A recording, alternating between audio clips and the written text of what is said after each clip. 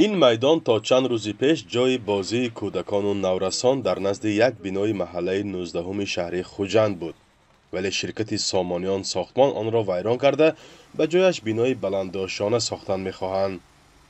ساکنان میگویند در این بنا حدود 400 نفر زندگی میکنند که نصفی از آنها کودکان و نورسانند. کودکان برای میدانچه بازی خود گریه میکنند. برای کودکان خصوصا همین ضرر میرساند که یگان تا جای بازی میکنه که بچه‌ها نیست. اینجا فوتبال نه، میدانچه فوتبال میباشد برای پسرکا، بالا برای دخترکا بود.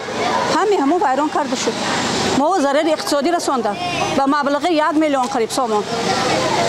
من همین تریتوری خودم دیده ایستادید، هم جای بیسر بچه‌ها با قریب من با وای میبرن اردق جای تحصیل میبرن، یگان جای بازی میکنه که جایشان نیست. ایده از ساکنان دیگر میگویند ساختمان بینای نو نه فقط به نورسان بلکه به کلانسالان و بیماران نیز خلل میرساند، زیرا چند روز باز آرامش ندارند و در هوای گرم چنگ و گرد آن باشندگان را ناراحت کرده است. ساختمان نشود، جای نشستن نبه مواد نیروینه کسال این زول یکم گروپه ما نمیفرده گرامه. ساکنان به چندین نهاد دولتی مراجعت کردند ولی نتیجه نظررس نداده است. از پروکوراتوری شهر نماینده آمده ساختمان رو باز داشتند. آنها باز داشتند و همروز رفتن همشون بولدوزرای هم گرام رفتن. بعدی پگاه با آمدن 26 اپریل باز آمده کاری خود را دوام دادن. طبق حجت‌های دو جانب بحث سابقه 5 ساله دارد. قرار جدا کردن 601 زمین برای ساختمان بنا به مقیمجان حسینوف سال 2020 از سوی شهردار سابق خوجند معروف محمدزاده امضا شده است. ساکنان به دادگاه مراجعت کردند ولی شکست خوردند. شرکت سامانیان ساختمان میگوید که به ساکنان محل چند گذشت هم کرده است، یعنی به جای 601 زمین در 401 بنا خواهند ساخت.